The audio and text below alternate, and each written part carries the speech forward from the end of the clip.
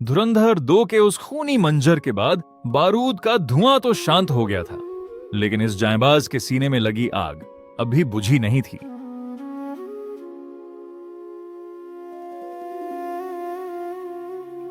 वतन के लिए गोलियां खाना आसान होता है, लेकिन अपनों के आंसुओं को छुपाना सबसे मुश्किल काम है। सालों बाद जब वो अपने उसी पुराने घर के सामने पहुंचा तो उसके कदम ठिठक गए। सामने वही खिड़की थी, वही रोशनी थी और अंदर उसका पूरा परिवार था। जसकीरत की आंखों में पानी तैराया। उसके सीने का फौलाद मोम की तरह पिघलने लगा। एक पल के लिए लगा कि वो सारे नियम तोड़ देगा, भाग कर जाएगा, दरवाजा खटखटाएगा और अपनी मां के आंचल में सिर छिपाकर रो पड़ेगा। लेकिन एक साया हमेशा उसके साथ चलता था, मौत का साया, दुश्मन की परछाई, उजैर बलोच, लैयारी का वो खूंखार वहशी जो अभी जिंदा है और जो सिर्फ खून का बदला खून से जानता था। जसकीरत ने खिड़की के पार अपनी मां की परछाई को देखा। वो मुस्कुरा रही थी। जसकीरत ने अपनी आंखें बंद कर लीं और उसके अंतर्मन से एक भारी रुंधी हुई आवाज निकली कि मां, तेरा बेटा आ तो गया है, लेकिन तेरी चौखट को छू नहीं सकता। अगर आज मेरे कदम इस घर के अंदर चले गए तो मेरे पीछे आने वाली मौत इस पूरे घर को राख कर देगी। मेरे दुश्मनों का निशाना मैं हूं, मेरा मासूम परिवार नहीं। मैं दूर से ही तेरी हिफाजत करूंगा मां, हमेशा की तरह एक साया बनकर। उसने अपने बढ़ते कदमों को पीछे खींच लिया।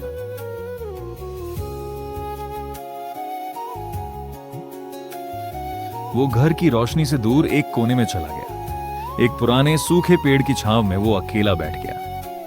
पूरी दुनिया सो रही थी और भारत मां का ये रक्षक जाग रहा था। तभी सन्नाटे को चीरते हुए उसके सीक्रेट सैटेलाइट फोन की घंटी बजी। कॉल पर कोई नाम नहीं था, सिर्फ एक रेड डॉट चमक रहा था। दिल्ली के सीक्रेट कॉरिडोर से खुद अजीत डोभाल साहब लाइन पर थे। डोभाल साहब ने बेहद गहरी और गंभीर आवाज में पूछा कि अपनी ही मिट्टी पर खड़े होकर अपने ही घर के लिए पराया हो जाना कैसा लगता है मेरे शेर। तभी जसकीरत ने अपनी भारी सांसों को संभालते हुए जवाब दिया कि लगता है सर, जैसे सीने के अंदर किसी ने पिघला हुआ लोहा डाल दिया हो, लेकिन देश की हिफाजत की यही कीमत है।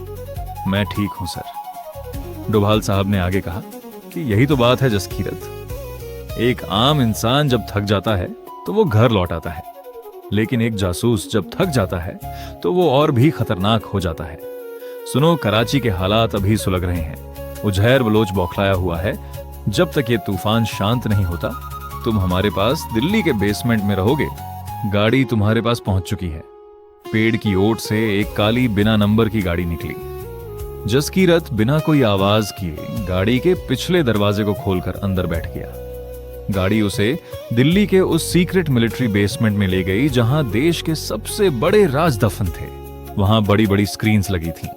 अजीत डोभाल ने एक स्क्रीन की तरफ इशारा किया जिस पर कराची के लैयारी इलाके का लाइव सैटेलाइट फीड चल रहा था और ठीक बीच में यालिना का घर दिखाई दे रहा था। डोभाल साहब ने जसकीरत को आश्वस्त करते हुए कहा कि जमील जी और यालिना सुरक्षित हैं। हमारी नजर उन पर बनी हुई है। आराम करो जसकीरत, जब तक तुम यहां हो वो वहां सुरक्षित हैं। जसकीरत ने स्क्रीन पर यालिना के घर को देखा। सालों बाद उसके चेहरे पर एक हल्की सी मुस्कान आई, लेकिन यह शांति सिर्फ एक तूफान से पहले का सन्नाटा थी।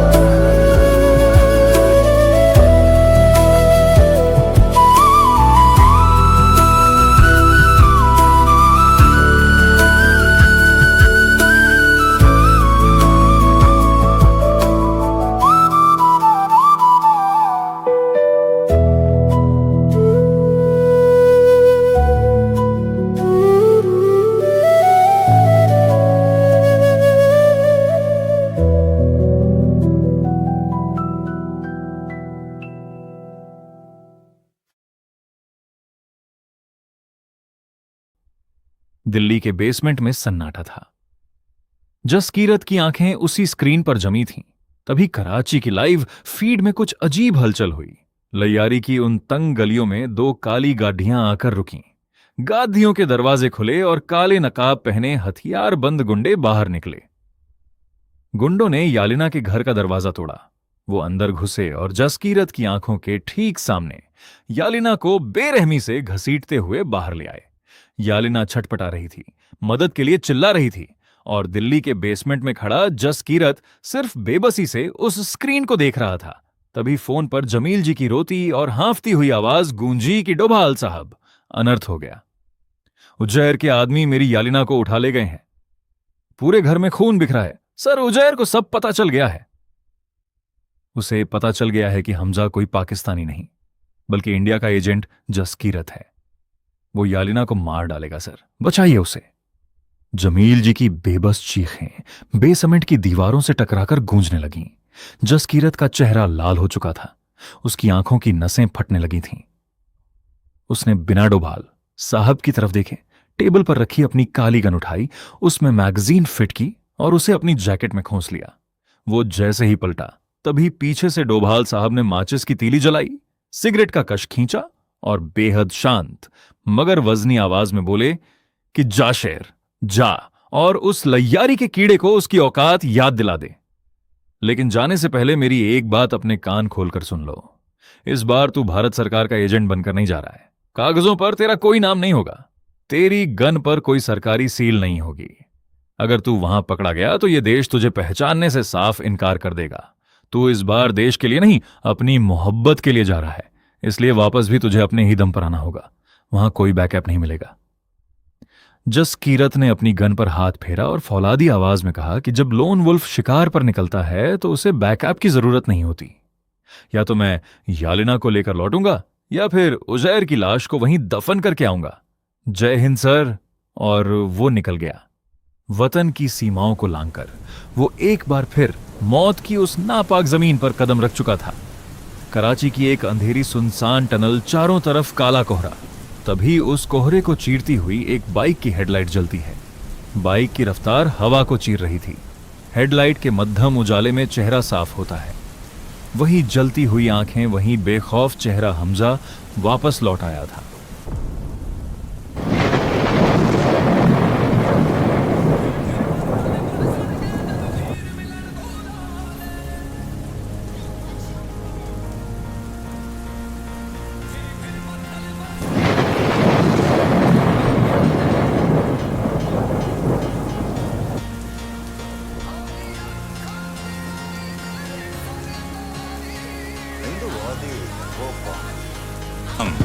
कूदे भर का जोर लगा लो, बिगाड़ लो जो बिगाड़ सकते हो। हिंदू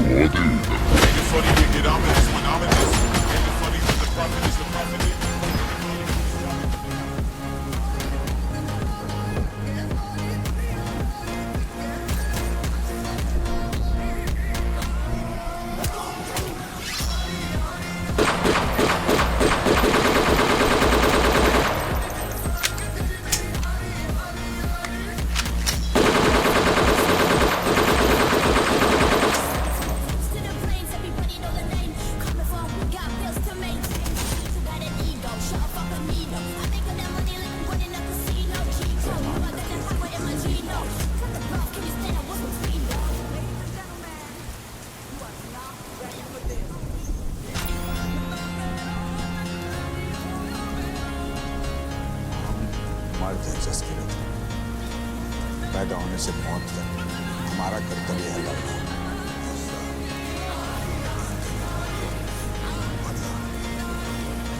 कराची की रात हमजा के गुस्से से कांप रही थी। वो लैयारी की गलियों में मौत का तांडव मचा रहा था। उज्जैर के गुंडे एक एक करके मिट्टी में मिल रहे थे। हमजा उस वीरान कारखाने के तहखाने में घुसा जहां यालिना को लोहे की जंजीरों से बांधा गया था। हमजा ने अपनी फौलादी ताकत से उन जंजीरों को तोड़ दिया। यालिना की आंखों में आंसू थे। उसने रोते हुए हमजा को गले से लगा लिया और सिसकते हुए कहा कि हमजा, मुझे पता था तुम आओगे। तुम मुझे इस नरक में अकेला नहीं छोड़ सकते। जसकीरत ने उसका हाथ थामा और कहा कि कहाँ था ना यालिना, जब तक मैं जिंदा हूं मौत भी तुझे छू नहीं सकती। चलो यहाँ से, हमारे पास वक्त कम है। दोनों भागते हुए सीक्रेट एक्सट्रैक्शन पॉइंट की तरफ बढ़े। सामने बोट खड़ी थी, आजादी सिर्फ कुछ कदम दूर थी। लेकिन तभी आया, अंधेरे को चीरती हुई गोलियों की बौछार हुई। जब धुआं साफ हुआ तो सामने उजैर के गुंडे नहीं थे। सामने खड़ा था भारत का ही एक बागी एजेंट, एक गद्दार जो देश के सीक्रेट्स बेच चुका था। उसने अपनी कमीनी और लालची हंसी के साथ कहा कि माफ करना हमजा, पर इस दुनिया में वतन से ज्यादा पैसों की कीमत होती है। उजैर भाई ने इस लड़की के लिए इतनी बड़ी रकम दी है कि मैं मना नहीं कर पाया। हथियार नीचे डाल दो वरना लड़की का सिर उड़ा दूंगा। जसकीरत ने गुस्से में हांफते हुए जवाब दिया कि तूने सिर्फ वतन को नहीं बेचा, अपनी मौत को बुलावा दिया है, गद्दार। लेकिन उस गद्दार एजेंट ने यालिना के सिर पर गन तान दी थी। जसकीरत बेबस था, वो यालिना की जान खतरे में नहीं डाल सकता था। गद्दार ने यालिना को पीछे खींचा और उसे फिर से किडनैप करके गायब हो गया। जसकीरत को चारों तरफ से शूटरों ने घेर लिया, लेकिन उसे समझ आ गया था कि यह खेल कुछ और है। तभी उसके फोन पर उजैर बलोच की भारी और क्रूर हंसी गूंजी। उजैर कह रहा था कि क्या लगा जसकीरत कि मैं इतना बेवकूफ हूं। यालिना को बचाना तो सिर्फ एक नाटक था, एक चारा था ताकि तू अपनी मां छोड़कर पाकिस्तान आ जाए। और जब तू वहां अपनी जान बचा रहा है तो सोच तेरा देश कितना बेबस है। जसकीरत ने पूरी ताकत से चीखकर कहा कि उजैर, तूने क्या किया है? उजैर ने आगे हंसते हुए कहा कि जब शेर जंगल छोड़ देता है ना तो भेड़िया शहर में घुस जाता है। मैं हिंदुस्तान की जमीन पर पैर रख चुका हूं जसकीरत, अब तेरी दिल्ली को राख में बदलते हुए देख। उजैर बलोच रात के घने कोहरे में समंदर के रास्ते भारत में घुस चुका था। वो अपने पूरे सिंडिकेट और आरडीएक्स के साथ मुंबई के एक सुनसान शिपयार्ड वेयरहाउस में छिपा था। दिल्ली के सीक्रेट बेसमेंट में अचानक अलर्ट के लाल सायरन गूंज उठे। अजीत डोभाल साहब ने स्क्रीन पर उज्जैर की लोकेशन देखी। उनके हाथ में पकड़ी सिगरेट वहीं थम गई। उनकी आंखों में पहली बार एक खौफनाक गुस्सा था। उन्होंने भारी और गुस्से से भरी आवाज में कमांडोज को आदेश दिया कि दुश्मन ने हमारे घर में घुसने की जुर्रत की है। जसकीरत वहां फंसा है, लेकिन इसका मतलब यह नहीं कि भारत बेबस है। कमांडोज अपनी गन लोड करो, इस बार कमान में खुद संभालूंगा। रात का आखिरी पहर, शिपयार्ड पर घना कोहरा छाया हुआ था, इतना घना कि हाथ को हाथ दिखाई न दे। उजैर बलोच वेयरहाउस के अंदर बैठा मुस्कुरा रहा था। उसे लग रहा था कि उसने भारत को घुटनों पर ला दिया है, लेकिन वो ये भूल गया था कि जब पानी सिर से ऊपर चला जाए तो भारत के नीति निर्माता खुद बंदूक उठा लेते हैं। अजीत डोभाल साहब अपने ब्लैक कैट कमांडोज के साथ शिपयार्ड को चारों तरफ से घेर चुके थे। अचानक वेयरहाउस की मेन पावर लाइन कट गई। पूरा वेयरहाउस अंधेरे के गहरे कुएं में डूब गया और फिर शुरू हुई मौत की वो गन फाइट जिसने शिपयार्ड की दीवारों को हिलाकर रख दिया। गोलियों की बौछार से रात का अंधेरा जगमगा उठा। उजैर के गुंडे घबराकर इधर उधर भागने लगे। कमांडोज काल बनकर उन पर टूट रहे थे, लेकिन उजैर बलोच अंधेरे का फायदा उठाकर भागने की कोशिश कर रहा था। तभी वेयरहाउस के एक कोने में अजीत डोभाल साहब उसके सामने आ खड़े हुए। उजैर बलोच ने क्रूर हंसी हंसते हुए कहा कि तुम बूढ़े हो गए हो डोभाल। दिल्ली के कमरों में बैठकर फाइलें संभालना आसान है, मैदान में मौत खड़ी है। डोभाल साहब ने अपनी गनतानी और वजनी आवाज में कहा कि उम्र सिर्फ हड्डियों में होती है, उजैर ईमान में नहीं। तूने इस पावन मिट्टी पर पैर रखकर अपनी मौत के परवाने पर खुद दस्तखत किए हैं और आज तू मरेगा। दोनों बीच एक खूनी हाथापाई शुरू हो गई। डोभाल साहब ने अपनी पूरी ताकत से उज्जैर को एक लोहे के कंटेनर से दे मारा। उज्जैर की गन दूर जा गिरी, लेकिन उज्जैर चालाक था। उसने गिरते गिरते अपने बेल्ट से एक मिलिट्री ग्रेनेड निकाला, पिन खींची और सीधे डोभाल साहब के पैरों के पास फेंक दिया। ग्रेनेड की टिक टिक मौत का काउंटडाउन शुरू कर चुकी थी। डोभाल साहब के पास पीछे हटने का वक्त नहीं था, लेकिन तभी भारत मां का एक जांबाज युवा रॉ एजेंट चीते की रफ्तार से हवा में डाइव लगाता है और चिल्लाता है कि सर नीचे झुकिए।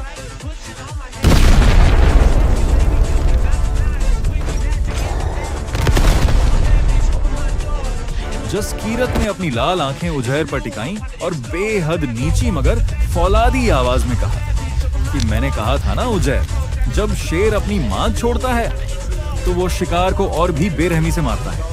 तेरा खेल खत्म हो चुका है। मलबे से उठते हुए अपने कोट की धूल झाड़ते हुए डोभाल साहब मुस्कुराए और बोले कि आखिरकार आ गया मेरा शेर। उजैर बलोच ने कांपती और खौफनाक आवाज में पूछा कि तुम वहां से बचकर कैसे आ सकते हो? वहां तो चारों तरफ मौत थी। जसकीरत ने उसकी तरफ बढ़ते हुए कहा कि मौत से मेरा पुराना रिश्ता है उजैर, लेकिन आज तेरा रिश्ता इस दुनिया से टूटने वाला है। उजैर बलोच ने आखिरी बार अपनी गन उठाने की कोशिश की, लेकिन जसकीरत की उंगली ट्रिगर पर दब चुकी थी। लगातार 3 भारी फायर हुए। गोलियां उजैर के सीने को पार कर गईं। उसका नापाक शरीर जमीन पर गिर पड़ा। सालों की वो खूनी दुश्मनी, कराची का वो अतीत, हमजा का वो दर्द, सब कुछ हमेशा के लिए शांत हो गया। यालिना सुरक्षित थी, जमील जी सुरक्षित थे, और भारत मां की छाती पर आया वो बड़ा तूफान हमेशा के लिए टल चुका था।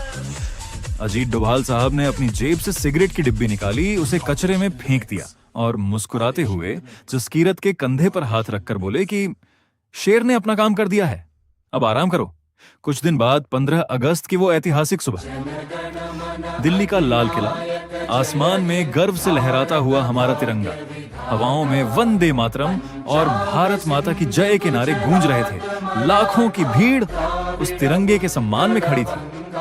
उसी भीड़ के एक बेहद गुमनाम कोने में एक शख्स खड़ा था, काली जैकेट, आंखों पर काला चश्मा। उसके चेहरे पर कोई घमंड नहीं था, कोई चाहत नहीं थी, सिर्फ एक गहरी शांति थी। उसने अपना हाथ उठाया और तिरंगे को एक आखिरी सच्चा सलाम किया, और उसके होठों से धीरे से निकला जय हिंद। उसने जेब से अपना सैटेलाइट फोन निकाला। स्क्रीन पर एक ही मैसेज फ्लैश हो रहा था, मिशन कंप्लीट। उसने फोन को वहीं बंद किया, कचरे के डिब्बे में डाल दिया, और बिना किसी वाहवासी के, बिना किसी मेडल के भीड़ के उस समंदर में हमेशा के लिए गुम हो गया। कुछ लोग इतिहास के पन्नों में अपना नाम दर्ज नहीं करवाते, लेकिन उनकी गुमनाम कुर्बानियों की वजह से ही इस देश का इतिहास और भूगोल हमेशा सुरक्षित रहता है। तिरंगे की शान हमेशा बनी रहेगी, क्योंकि जब तक सरहदों पर द लोन वुल्फ खड़ा है, इस देश का कोई बाल भी बांका नहीं कर सकता। वंदे मातरम, जय हिंद।